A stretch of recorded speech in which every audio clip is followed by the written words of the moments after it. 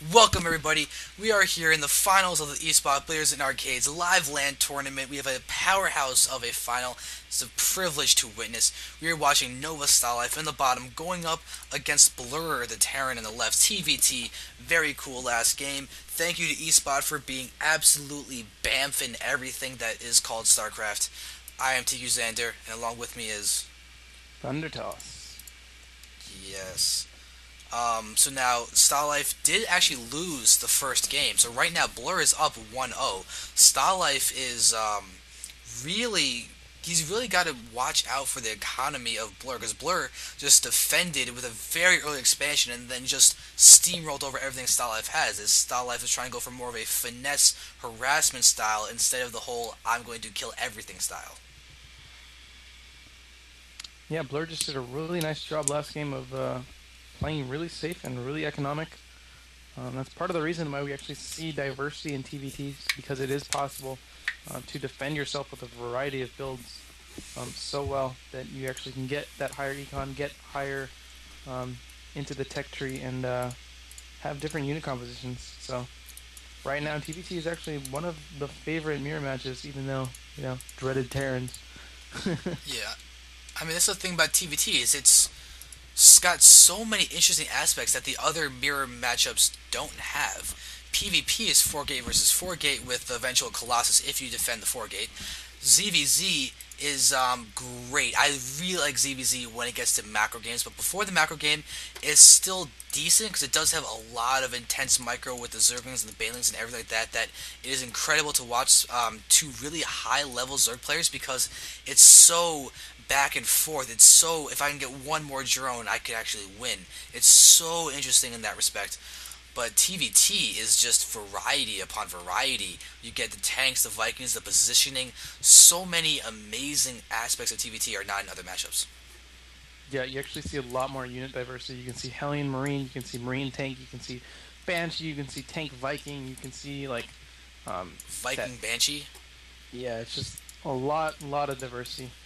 You can go Yeah. for those medevacs and the bio drops versus mech. You can see Thors. You can see a lot of stuff. Yeah, and the only thing that is continuous in a TVT is that you're going to have SCVs and Marines. Pretty much. And to have that in a matchup is really, really impressive. Yeah,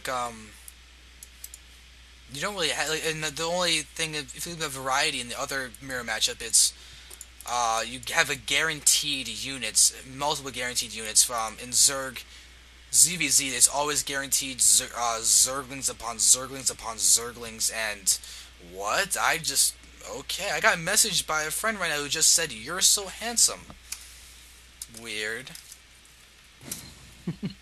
Handsome being the go-to compliment for StarCraft players. That is true. I think ever since Tastosis came out with the handsome nerd, it's nerds are handsome. Just said it said way too much. Though I do agree. We did have Slife grab that quick second gas again. It is close air position, so we may see another Banshee. We do see that starport and the tech lab going down on the factory. So looks like we are going to see another Banshee play from Life.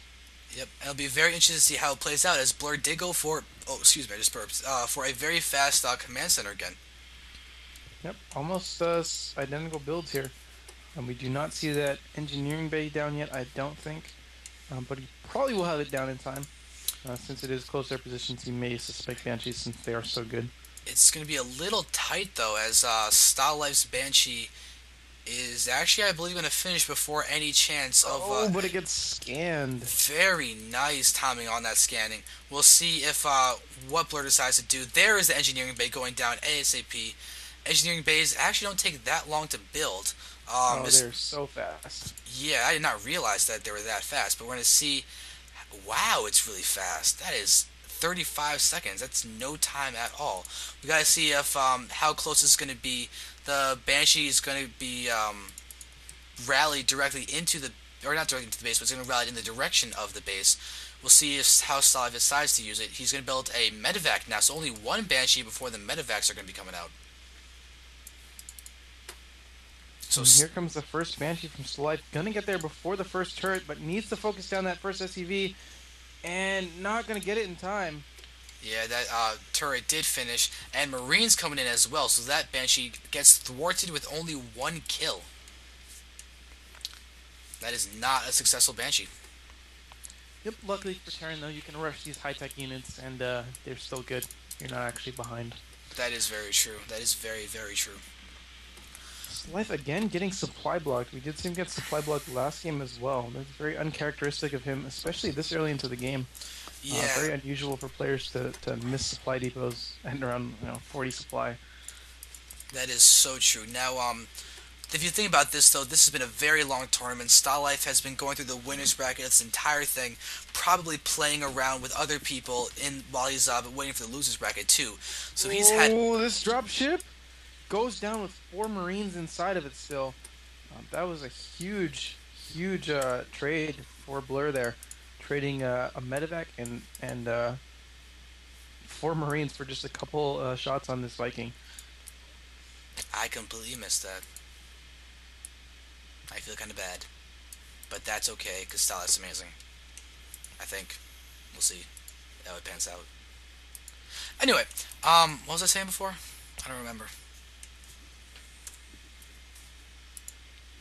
Uh, You were saying how Still Life was going through the winners bracket.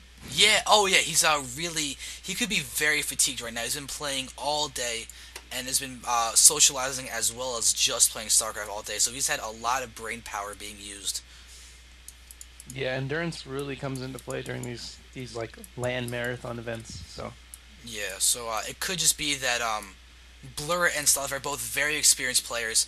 It might just be that Blur is a little bit better at mass gaming, while Starlife is getting to be a little tired. It's quite possible. Yeah.